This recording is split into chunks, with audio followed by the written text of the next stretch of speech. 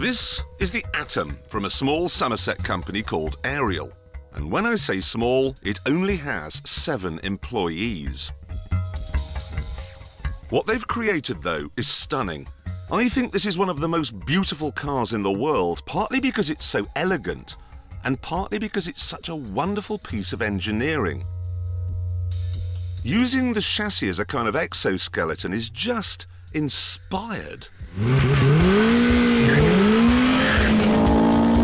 Prices start at under £20,000, and for that you get indicators, lights, a tax disc, and that's about it. Not only don't you get a windscreen, there isn't even any bodywork. There really are very few components, and the lovely thing is that as you drive along, you can see them all doing their jobs. Look, there's the steering and there's the suspension. It's brilliant. Now, at this point, you're probably thinking the Atom is a bit of a laugh, a bit of a gadget, a bit of a toy. But you'd be wrong. Very wrong. You see, the engine is lifted from a Honda Civic Type R. And then for that little extra something, it's supercharged, so it develops 300 brake horsepower. And because the Atom only weighs 500 kilograms, it means you're getting 600 brake horsepower per tonne. And that's more than you get from a Ferrari Enzo. So, stick that in your sports exhaust, Mr. Kawasaki. This car goes like nothing you can possibly imagine. If you can change gear fast enough, it'll do 0 to 60 in 2.9 seconds. The Atom is fast on an entirely new level. I have never, ever driven anything that accelerates so fast. It's so quick, it can destroy your entire face.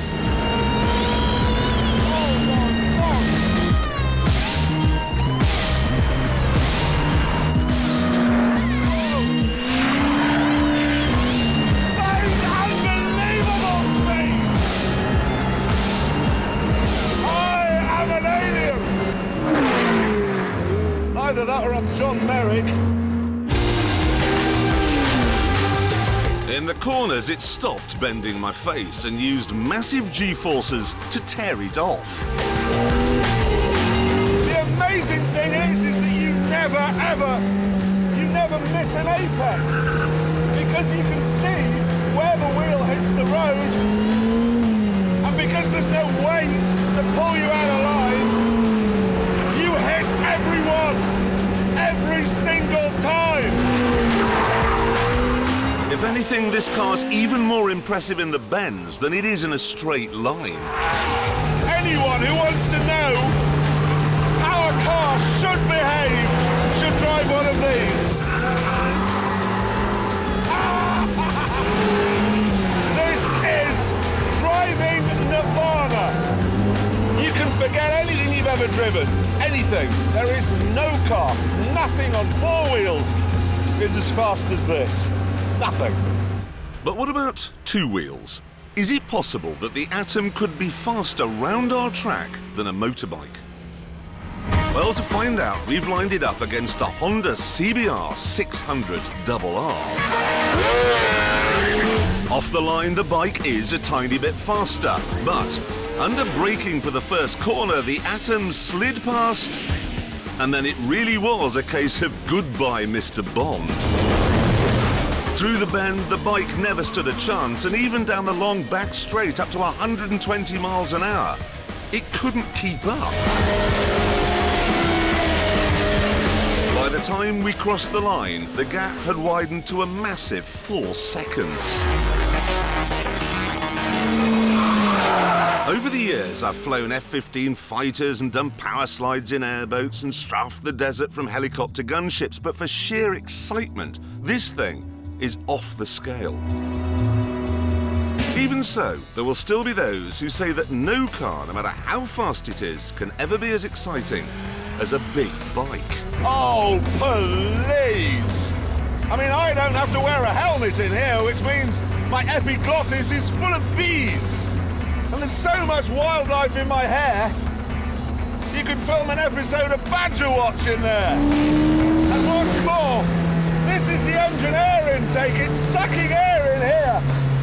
And I can feel it as a pressure difference in my ear.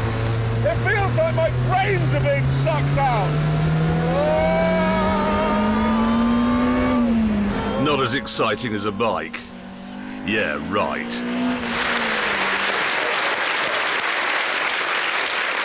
You know,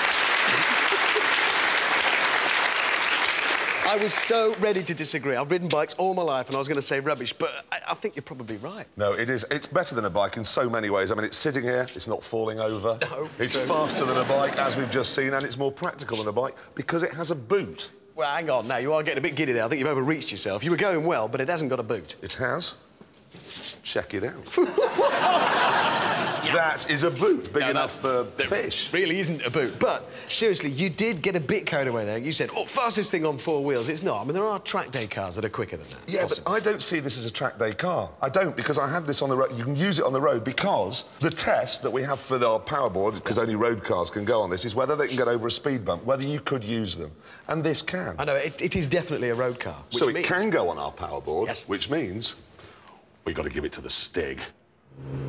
And away he goes like a rocket. God, that is so quick. Now he comes up to the first bend. No roll look, totally flat through there. Hear the supercharger whining there as he powers out. Oh, no music for him to listen to because, of course, the Atom hasn't got a stereo. Down to Chicago. Look at that. No understeer, no oversteer. No car has ever been that neutral through there. Now, though, the real test, the Hammerhead. He's running very wide, actually. But God, this is very, very impressive. Through the follow-through, will he lift? No, doesn't sound like it. That's how much confidence this chassis gives you. Right, down to the penultimate bend, OK? Ooh, locking the left front wheel under braking. Coming up to Gambon. Power on there, a little bit of a wiggle, and he's across the line. Where do you think he came on this fast. board? I don't know. I mean, I would think certainly 126, 25E. What do you think? I'm going to say up here because... With the Zonders, maybe. what do you think? Maybe. I mean, it looked good. Oh, come on. Come on, tell us. Tell us this is agony. It's going up, it's going up. Ooh. No! It goes there. It's quicker